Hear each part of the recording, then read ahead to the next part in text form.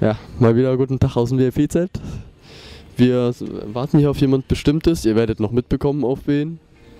Wird auf jeden Fall eine sehr nette Begegnung sein. Und ja, ich bin schon recht aufgeregt, weil auf eine gewisse Art und Weise wird das so nach 9 Monaten, die ich jetzt bei Rapspot schon verbringe, so eine Art Entbindung sozusagen. Also ja, ihr habt es wahrscheinlich schon erraten, ich werde mein erstes Interview führen. Und mit wem, sage ich noch nicht. Das erfahrt ihr noch in Kürze, beziehungsweise rechtzeitig. Freut euch drauf.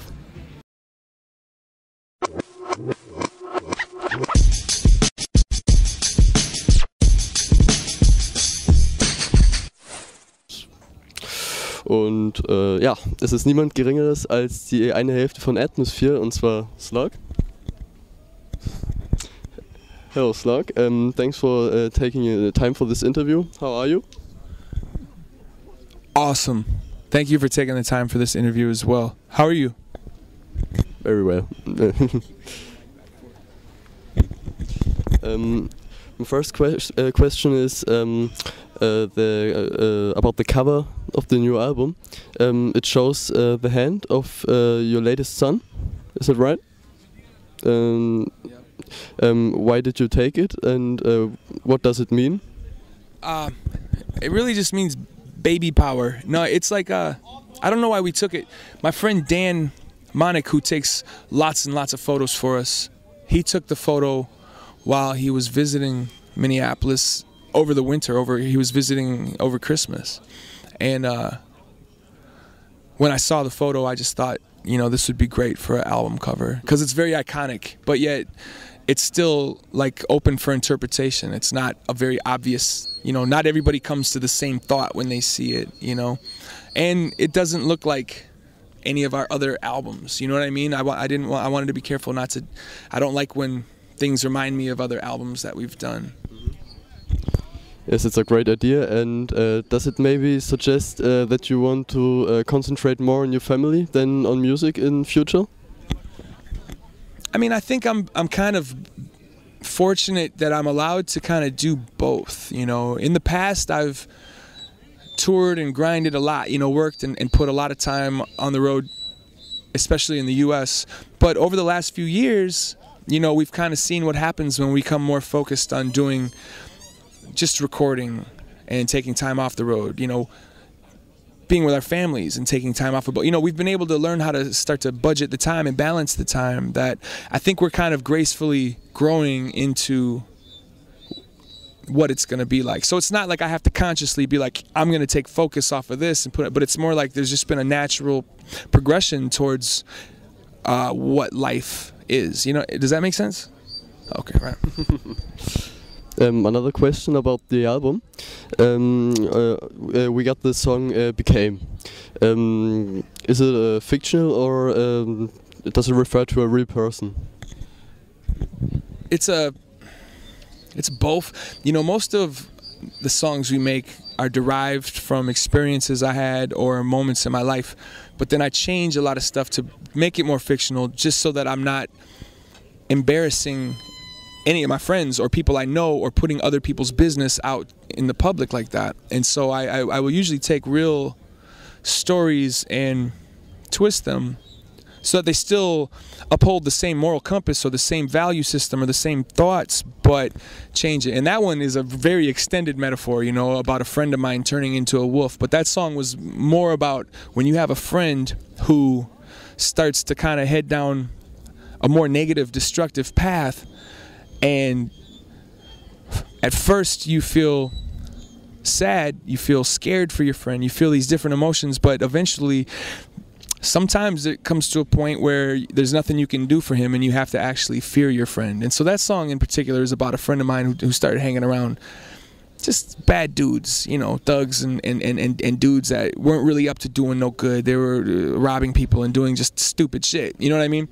That song was about that friend and how I had to be like, you know what, you became a poor decision maker, and I got to stay away from poor decision makers because I'm trying to become a better decision maker, you know? Okay, thank you. Another question. You have a very large discography. You have many albums, many EPs. Don't you ever get tired? Where do you take this creativity? I don't really get tired of doing this. It's too much fun. I can't imagine anything I would prefer to be doing for work. It's the best job I've ever had. And not only is it the best job I've ever had, but I also get to make music, if that makes any sense. And so it's kind of like, I don't think you ever get tired of it. Now, as far as inspiration, sometimes you can go through phases where you don't know what to write about, or you know, you're having a hard time drawing inspiration from your immediate surroundings or whatever. That happens, you know, but I don't ever want to take this for granted. I don't ever want to, I guess, what's the word I'm looking for? You have to excuse me, my English is not so good. Contrived. I don't want shit to be contrived. I want it to always be reflective of where I'm at right now, you know? That's kind of like why when people are like, yo, why don't you make another God Loves Ugly? It's like, well, because when I made God Loves Ugly, I was 29 years old. I was 28 years old when I wrote that, and those were the thoughts I was having at 28. If here we are 10 years later, if I were to make those types of songs again, wouldn't that kind of be fake? If I'm not thinking those thoughts, you know, I would feel like, oh, I'm just doing it to appease an audience and to keep an audience. And I feel like that's a sellout. When you think you know what they want from you and you give it to them just to sell it. You know what I mean? But I think people have a hard time seeing that. You know, people think a sellout and they think of just people who gave their money to or gave their song to a car commercial, and so now they got in that. No, I see it the exact opposite. If you got an artist who makes what they want to make and a fucking car commercial bought it, get that resource, take that fucking money, because you know how many records you could put out with that, or how many babies you could grow, or farm, you could make a farm. Fuck. You know, it doesn't make sense to me that how a lot of the scene defines the concept of sellout. To me, a sellout is when somebody is just doing something because they know it's gonna sell.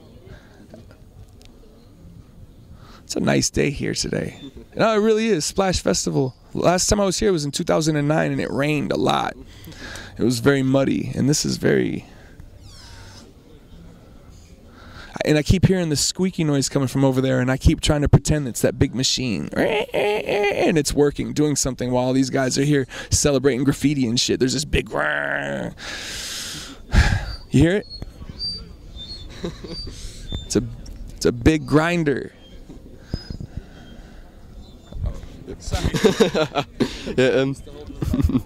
I saw your show in 2009 here. Oh. It was very great. Oh, thank you. If you think about that gig in 2009, do you feel positive? If I remember correctly, it rained while we were performing, and I love when that happens, because when it rains, everybody becomes the same. It doesn't matter who's got the best sneakers or the best hair. Everybody's wet and gross. You know what I mean? It's like, and so I don't mind when it rains while we're on stage, because it puts everybody on the same page for our set. And then you can let the sun come back out after we're done. Everybody can dry off, and then they can get all fly again. But man, I wish I knew what songs we played in 2009. I don't want to accidentally play all the same fucking songs. Oops. I remember in 2009 when you played the song Sunshine, the rain stopped. That was very great. Fuck yeah.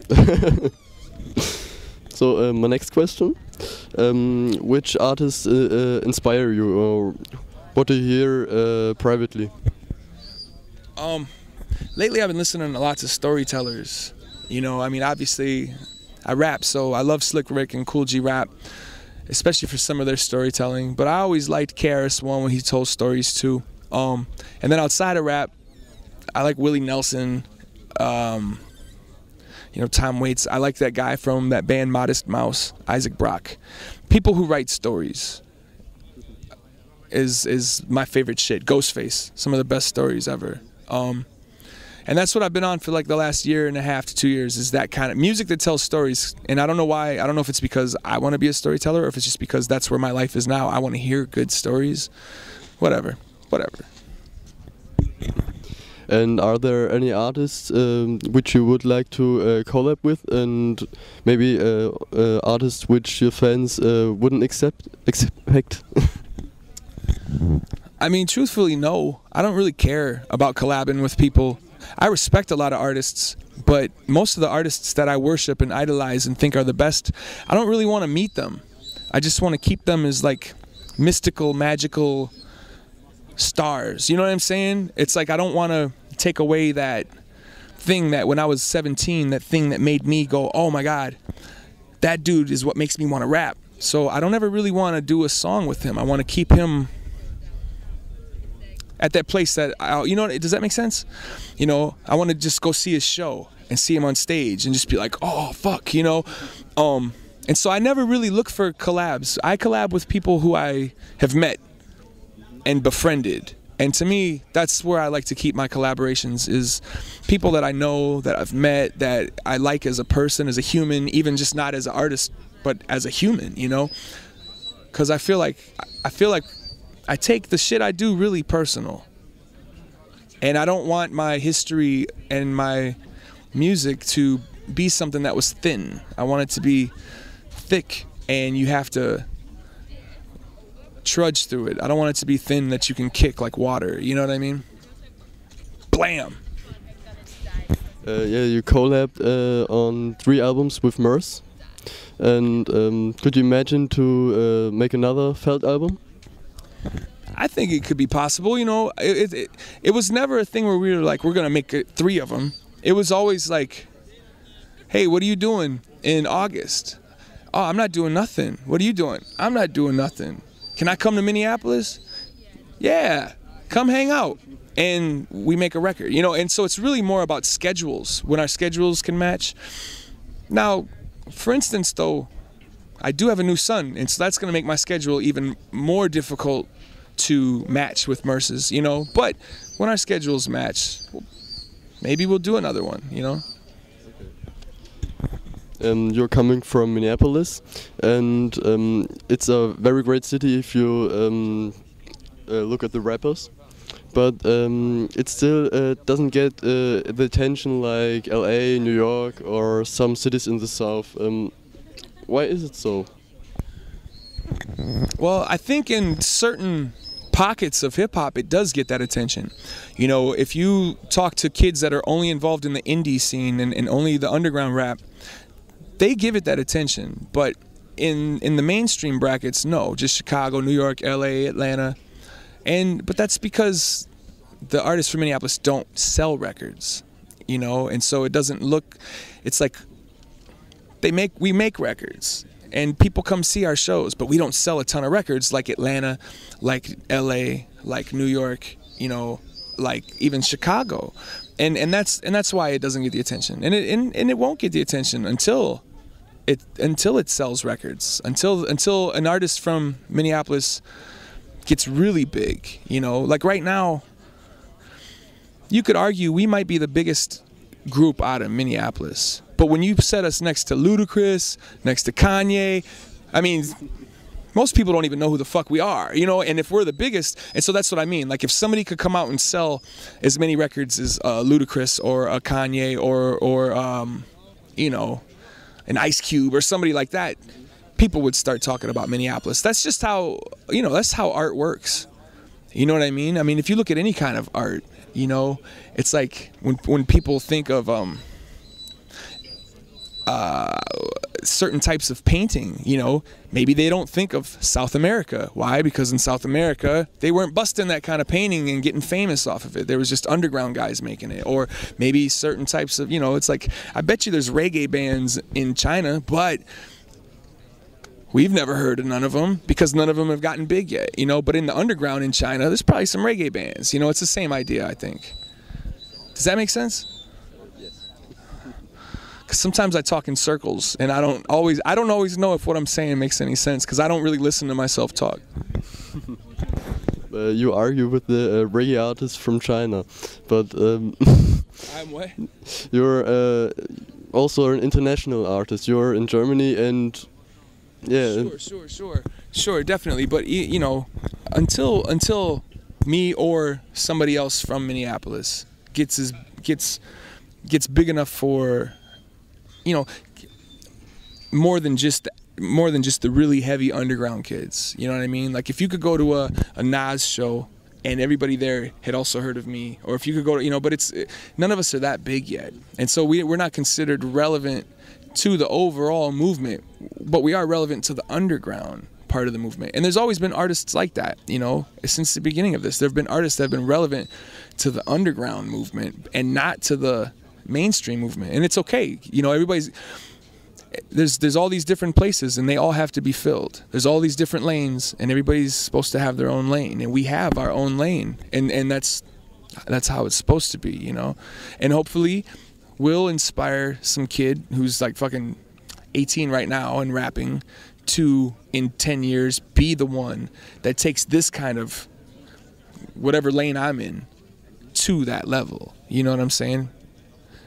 If that makes any sense. Like Greaves, for instance. You know, you can't really say he sounds exactly like me, but you could say we kind of come from the same lane, and he's a younger version hitting it, growing popularity right now. So it's possible him, or maybe the person he inspires, or whatever. But as long as, you know, as long as you could still trace the lineage back up to me, and then past me, you know, up into your Cool G Rap, Slick Ricks, and Karis ones. You know, we all kind of come from the same.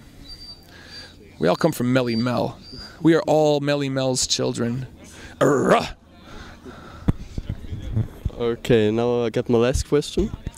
Can we expect a stylistic change in your music in upcoming releases, or will you ever keep the typical Atmosphere sound?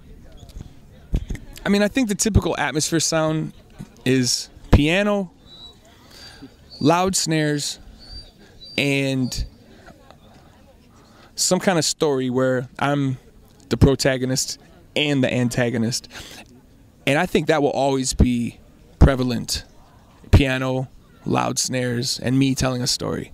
But I think within there, every record, we try something else to help shape the album. You know what I mean? It's like every record, though, there's going to be, there's a couple of piano songs. I call them yellow songs, because all piano songs sound yellow to me. And so we always have a couple of yellow songs, and then a couple of things that we tried to do. Oh, there's some synth songs on the Lemons record that are kind of weird. And then on the last record, there was more guitar and quiet sounds. You know what I mean? On the family side. You know, on You Can't Imagine, the Mohawk record, everything was at a higher, faster pace than what we would normally do. And then when you look into Seven's Travels, that was kind of like us trying to imitate De La Soul Is Dead. You know, every time we make a record, there's something that we're doing, but you can always count on some yellow songs to be in the middle of the record, some fucking piano songs. Piano. It's my favorite instrument. I should learn how to play that shit. Oh, here. It's your mic. Okay, thanks for the interview. We wish you all the best for the future. And the last words are up to you. Grow a garden. Grow your own food. Get off of your government's food scam. All of us. Government, church, whoever's in charge. The invisible hand, the Illuminati. They're running a scam on you. It's called food. Grow your own fucking food. And pop the balloons. Okay.